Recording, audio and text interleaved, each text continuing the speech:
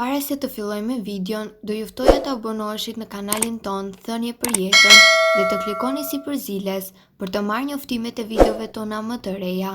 Faleminderit. Nëse zgjoheni gjatë natës për të urinuar, ja se çfarë duhet të bëni që të shpëtoni nga ky siklet. Urinimi i shpesht në shumicën e rasteve ka të bëjë me faktin se mund të keni pirë pak më shumë lëngje në orët e para se të flini, citon National Health Service. Por nëse zgjoheni shpesh natën për të përdorur tualetin, atëherë mund të vuani edhe nga nokturia. Është e zakonshme të moshuarit dhe shpesh rritet me kalimin e viteve, thot në udhëzimet e National Health Service. Gjendja mund të shkaktohet nga një sër komponentësh mjekësor, duke përfshirë këtu sëmundjet e diabetit, dhe diabeti shpesh referohet si një vrasës i eshtur, pasi mund të ketë simptoma të shpeshta që maskohen si lodhje, etje e shtuar, gjithashtu. Mund të kemi edhe probleme të tjera, citon The Diabetes UK. Simptomat të tjera përfshin urinimin më shumë se zakonisht, shpesh kryesisht gjatë periudhës së natës, citon National Health Service. Sheqeri i lartë në gjak rrit etjen, kështu që mund të pini më shumë se zakonisht dhe kjo çon në nevojën e shpeshtë për të shkuar në tualet. Nivelet e larta të sheqerit në gjak gjithashtu mund të irritojnë fshikëzën tuaj të urinës dhe të bëheni që të shkoni në tualet më shpesh se sa është normalja. Humbja e peshës dhe humbja e masës së muskujve, kruajtja janë gjithashtu të zakonshme. Ju gjithashtu mund të zbuloni edhe përtej plagëve dhe të kërkoni gjithashtu kohën për të shëruar. National Health Service këshillon që të vizitojeni tek një mjek nëse keni probleme, pasi mund të nxisin gjithashtu edhe shqetësime të theksuara të imunitetit tuaj. Duke ditur edhe rëndësinë, duhet të mos anashkaloni shëndetin. Në rastet kur nevoja për të urinuar ju nxjerr gjumin gjatë natës, duhet që ta trajtoni, pasi nuk është shenjë se duhet të injorohet. Madje edhe ngjyra e urinës mund të thotë shumë për shëndetin tuaj të përgjithshëm. Neglizhenca është faktori kryesor i dëmtimeve tuaja shëndetësore.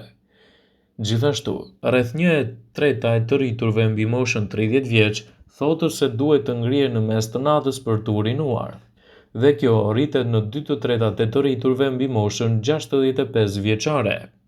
Gjendja quhet nokturia, dhe ata që vuajnë nga kjo shpesh duhet të përdorin më shpesh tualetin se një herë gjatë natës.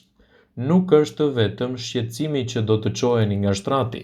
Gjumi i ndërprerë gjithashtu është i lidhur me rrezikun kryesor edhe për shëndetin tuaj, siç është diabeti, sistemeve të dobësuara të imunitetit, sistemeve tuaja të sëmundjeve të zemrës, madje edhe kundër problemeve të rënda imunitare.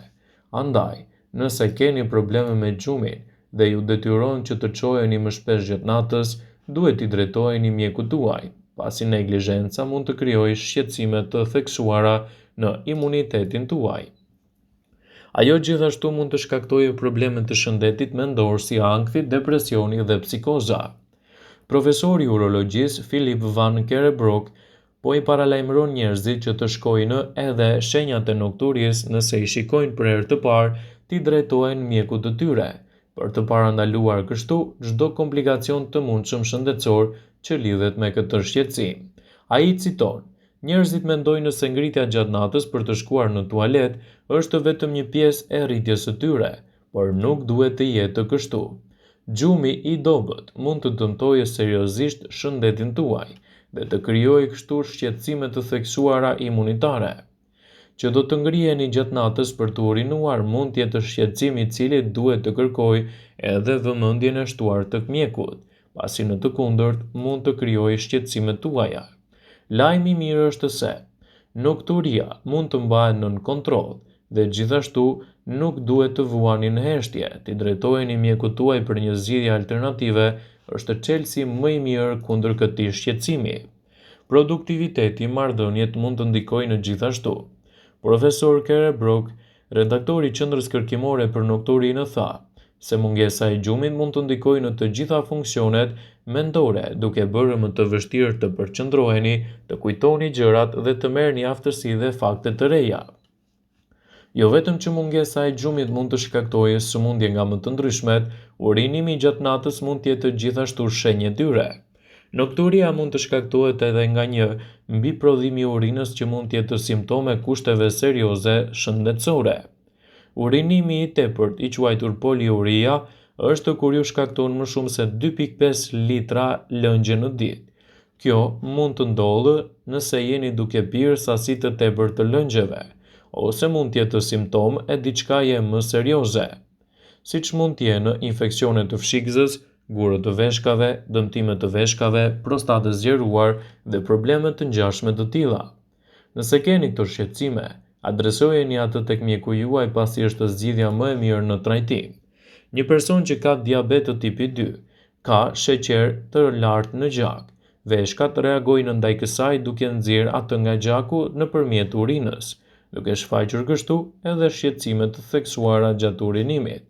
Nëse vëreni këto simptoma, paraqituni tek mjeku, për të marrë kështu trajtime më të specializuara.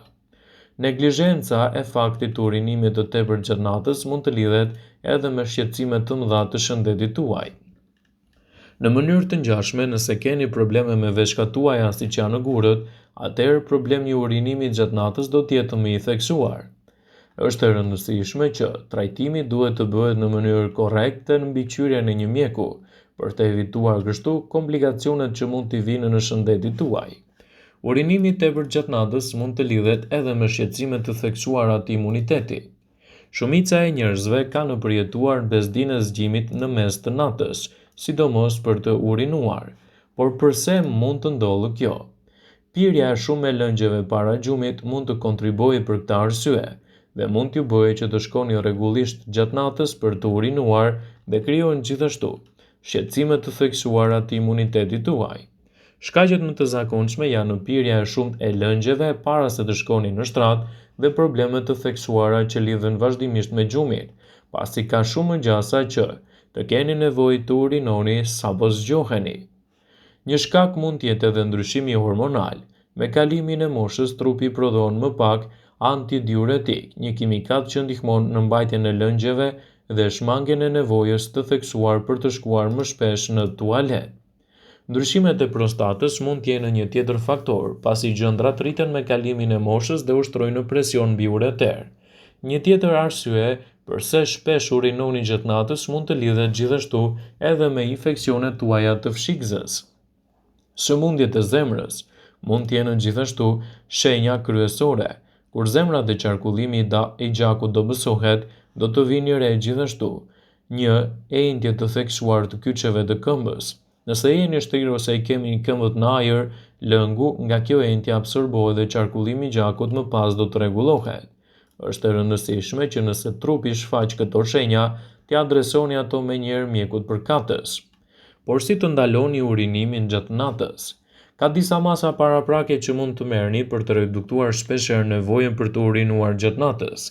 Sipas Healthline, këtu duhet të përfshihen shmangja e pijeve, siç ato që përmbajnë kafeinë dhe alkool të paktën përpara se të shkoni për të fjetur, ruajtja e pijeve që përmbajnë një energji të madhe, ruajtja e një peshe të shëndetshme për të mos ushtruar presion në fshikëzën tuaj. Gjithashtu, një tjetër shkaktar është edhe gjumi i pasdites. Për të evituar këto shqetësime, adresojeni atë tek mjeku juaj. Gjithashtu, funksionet e veshkave të dëmtuara, çrregullimet e fshikëzës, problemet e prostatës, përdorimi i edemës, ilaçet të caktuara, sëmundjet bazë mund të jenë arsyet kryesore pse keni nevojë të theksuar për të urinuar më shpesh gjatë natës. Nëse vëreni këto shenja në trupin tuaj, paraqituni tek mjeku për trajtime më të specializuara. Neglizhenca mund të jetë faktor dëmtues i shëndetit tuaj. Vëmendje, ju bëjmë me dije se informacionet në këtë video kanë për qëllim që të plotësojnë, të mos zhvendësojnë këshillat e mjekut tuaj ose ofruesit të kujdesit tuaj shëndetësor, dhe nuk kanë për qëllim që të mbulojnë të gjitha përdorimet e mundshme, masat paraprake, ndërveprimet ose dhe efektet e tyre negative në shëndetin tuaj. Pasi ta dëgjonit këtë video, do ju ftoja t'i bënit like dhe ta shpërndanit atë në profilin tuaj në mënyrë që të informohen dhe miqtë tu.